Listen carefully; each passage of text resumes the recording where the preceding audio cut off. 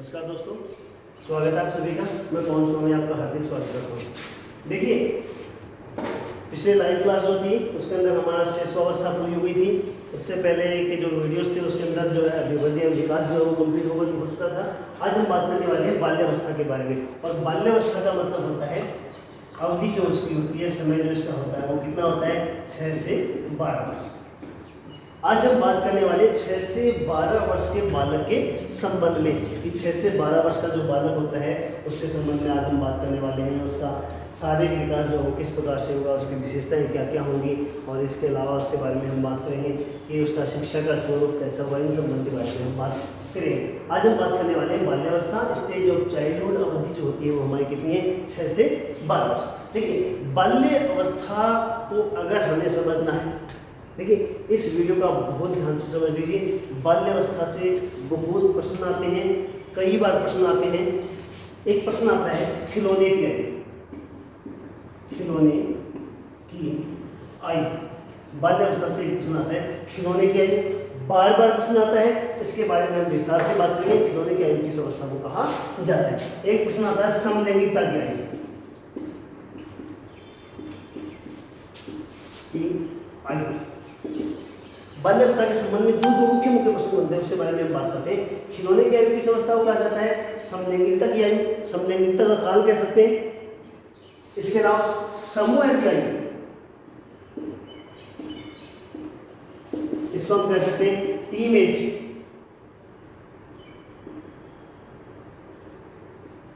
ठीक है ना, या गैंग एज। टीन एज और गैंग एज, ठीक है ना। टीन एज किसको कहा जाता है, गैंग एज किसको कहा जाता है, समूह की आयु किसको कहा जाता है, ठीक है ना। एक प्रश्न यहां से बनता है, ठीक है ना। एक प्रश्न बनता है कि काम प्रवृत्ति, काम प्रवृत्ति के संबंध में इसके अंदर से प्रश्न बनता है, ठीक है ना। एक इसका प्रश्न बनता है खेल की आयु किसको कहा जाता है, खेल की आयु। बाल्य अवस्था के संबंध में बहुत इंपॉर्टेंट प्रश्न बनते हैं। एक प्रश्न बनता है मिथ्या परिपक्वता काल किसको कहा जाता है, मिथ्या परिपक्वता का एक प्रश्न ये बनता है। एक प्रश्न बनता है प्रतिद्वंदात्मक समाजीकरण की आयु, प्रतिद्वंदात्मक समाजीकरण की आयु किस अवस्था को कहा जाता है। देखिए, बाल्य अवस्था के संबंध में खिलौने की आयु का प्रश्न बनता है। खिलौने की आयु का जो प्रश्न है उसके बारे में थोड़ा सा अलग प्रकार का कॉन्सेप्ट रहता है, उसके बारे में हम बात करते हैं। समलैंगिकता की आयु किसको कहा जाता है, समूह की आयु किसको कहा जाता है, काम प्रवृत्ति की आयु किसको कहा जाता है। काम प्रवृत्ति के बारे में प्रश्न बनता है, आयु का प्रश्न नहीं बनता है। खेल की आयु कहा जाता है, मिथ्या परिपक्वता, प्रतिद्वंदात्मक समाजीकरण की अवस्था।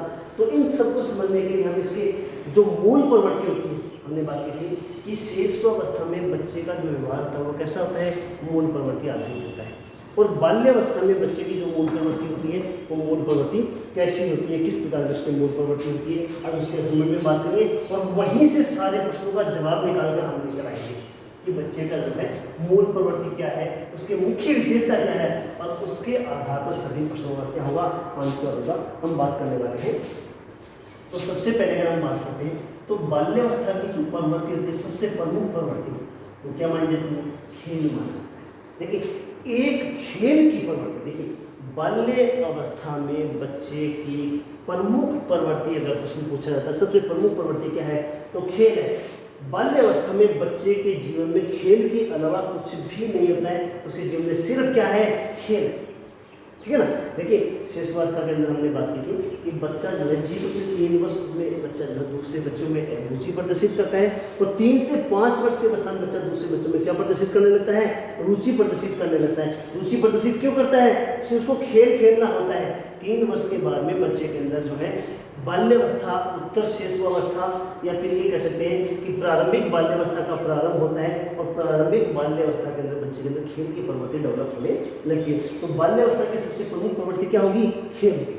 और बच्चा जब खेल खेलता है, देखिए खेल की प्रवृत्ति इसका मतलब क्या होता है, खेल खेल, खेल की आयु, गेम एज, इसको क्या कह सकते हैं, GAME हमने बात की थी ना कि खेल की आयु किस अवस्था को कहा जाता है, खेल की अवस्था किसको कहा जाता है, क्योंकि बच्चे के अंदर प्रमुख प्रवृत्ति क्या पाई जाती है, खेल पाया जाता है, और खेल की प्रवृत्ति के कारण इसको क्या कहा जाता है, गेमेज कहा जाता है, खेल की प्रवृत्ति कहा जाता है। दूसरी हम बात करते हैं, अगर उसे खेल खेलना है तो उसको किसकी आवश्यकता होती है, साथियों की आवश्यकता होती है। अगर बच्चे को क्या खेलना है, खेल खेलना, तो उसे क्या चाहिए, साथी चाहिए, और साथी चाहिए तो साथियों क्या बनता है, समूह बनता है, क्या बनता है, समूह बनता है। तो सामूहिकता का काल इसको कहा जाता है, क्या कहा जाता है, सामूहिकता का काल, सामूहिकता का काल, क्या कहा जाता है इसको, सामूहिकता का काल। देखिए बच्चे के अंदर खेल की प्रवृत्ति है, तो खेल की प्रवृत्ति के अंदर इसको क्या कहता है, खेल की आयु कहा जाता है। बच्चे को खेल खेलने की किसकी आवश्यकता होगी, साथियों की आवश्यकता होगी, दोस्तों की आवश्यकता होगी, और दोस्त उसके साथ आएंगे, क्या बनेगा कि समूह का निर्माण होगा। तो सामूहिकता का काल कहा जाता है, समूह का काल कहा जाता है, गैंग एज कहा जाता है, टीम एज कहा जाता है। इसको हम क्या कह सकते हैं, दल, टीम, गैंग, ठीक है ना, ये सारे नाम इसको दे सकते हैं, समूह कह सकते हैं। इसके बाद में हम बात करते हैं कि उसको खेल खेलना है, बच्चे को साथियों की आवश्यकता है, साथी आ गए, तो अगर खेल खेलना है तो उसको किसकी आवश्यकता होगी, खिलौनों की आवश्यकता होगी, खिलौनों की आवश्यकता, इसकी आवश्यकता होगी, खिलौने की आवश्यकता होगी।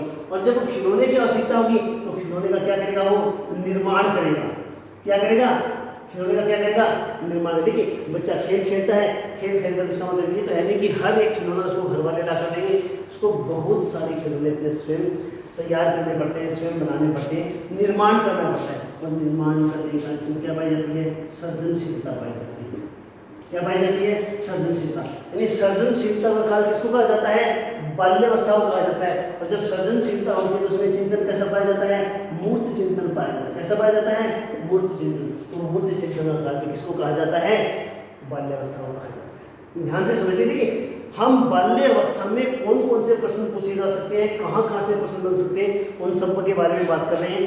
यहाँ पर खेल, खेल के बाद में उसके अंदर साथी चाहिए, दोस्त चाहिए, समूह का निर्माण होगा, समूह का काल कहा जाता है, दल, टीम, गैंग कहा जाता है। खिलौने की आवश्यकता होगी, खिलौने की आवश्यकता क्या होगी, खिलौने का निर्माण करेगा, तो इसको सृजनशीलता का, मूर्त चिंतन का काल इसको कहा जाता है। खिलौने का निर्माण करेगा तो चीजों की आवश्यकता होगी, चीजों की आवश्यकता होगी। जब वो खिलौने का निर्माण करेगा तो उसको क्या चाहिए, बहुत सारी सामग्री चाहिए, बहुत सारी चीजें चाहिए, तो संग्रह करने की प्रवृत्ति पाई जाती है उसके अंदर। हाँ, हम बात कर रहे थे कि बच्चा जो है वो खेल खेलता है, खेल के गेमेज, समूह है, सामूहिकता का काल, दल, टीम, गेमेज, खिलौने की आवश्यकता होती है, निर्माण करता है, सृजनशीलता काल कह सकते हैं, मूल चिंतन का काल कह सकते हैं, विधायकता की प्रवृत्ति उसके अंदर पाई जाती है, चीजों की आवश्यकता होती है, संग्रह की प्रवृत्ति पाई जाती है। इसके बारे में हम बात करते हैं कि बच्चा जो खेल में इतना व्यस्त हो जाता है, बच्चा जो है खेल के अंदर व्यस्त होने के कारण जो है, और उसके अंदर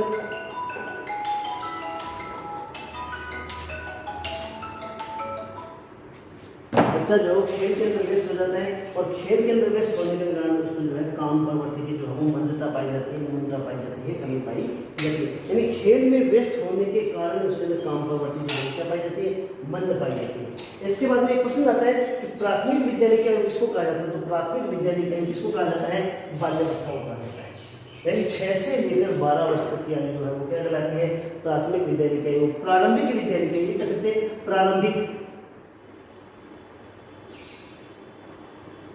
विद्यालय की आयु भी कह सकते हैं, प्रारंभिक विद्यालय के और प्राथमिक विद्यालय के, क्योंकि 6 वर्ष का होने के बाद में बच्चा जो है आरटीएफ के अनुसार हम बात कर सकते हैं कि बच्चा जैसे ही 6 वर्ष का होता है उसके विद्यालय प्रारंभ होता है, या फिर ये कह सकते हैं कि मनोविज्ञान के अनुसार भी बच्चा जो है 5 साल तक घर में रहता है और 6 वर्ष का होने के बाद में विद्यालय प्रारंभ करता है। तो प्राथमिक विद्यालय के और प्रारंभिक विद्यालय उसको कहा जाता है।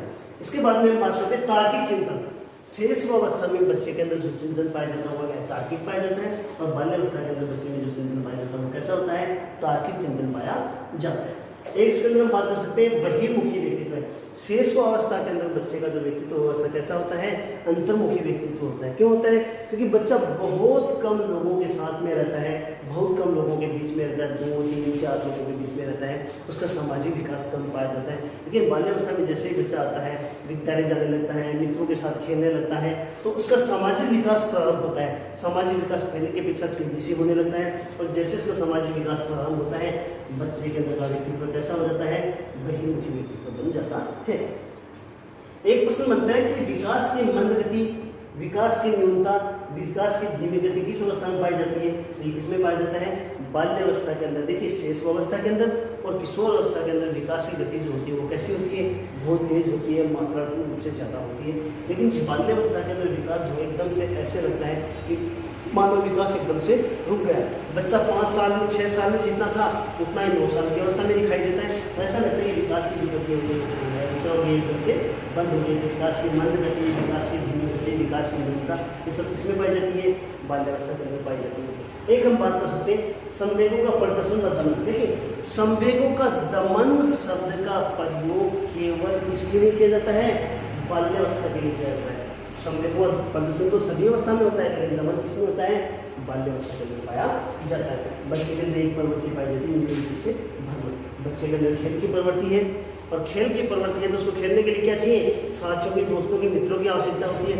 अगर उसके पास मित्र नहीं होते हैं, अकेला होता है, तो बच्चा बिना मतलब में इधर उधर घूमना प्रारंभ कर देता है। देखिए किशोर अवस्था के अंदर भ्रमण की जो प्रवृत्ति है उसका होती है, उसका एक उद्देश्य होता है, लेकिन यहाँ पर जो है निर्उद्देश्य भ्रमण उसको नहीं पाया जाता है। तो ये प्रमुख विशेषता निर्उद्देश्य भ्रमण उसको नहीं पाया जाता है।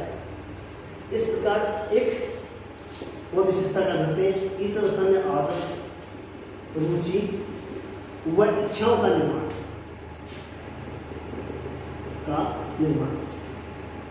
प्रश्न बनता है आदत, रुचि व इच्छाओं का निर्माण कौन सी अवस्था में होता है? तो कौन सी अवस्था में होगा? बाल्यावस्था के अंदर। क्योंकि 0 से 5 वर्ष तक शेष अवस्था में बच्चा जो है सारी चीज़ों के लिए अपने माता पिता पर, अपने परिवार के सदस्यों पर निर्भर रहता है। यहाँ पर आत्मनिर्भरता का विकास होता है, और आत्मनिर्भरता का विकास होने का उसके अंदर आदतें विकसित होती हैं, रुचियाँ विकसित होती हैं, इच्छाओं का निर्माण लगता है। तो इस प्रकार हम बात कर सकते हैं। एक इसको हम कह सकते हैं विकास के परिवर्तन के साथ कई बार आता है विकास की स्थिरता। विकास की स्थिरता किसमें पाई जाती है? तो विकास की स्थिरता भी किसमें पाई जाती है?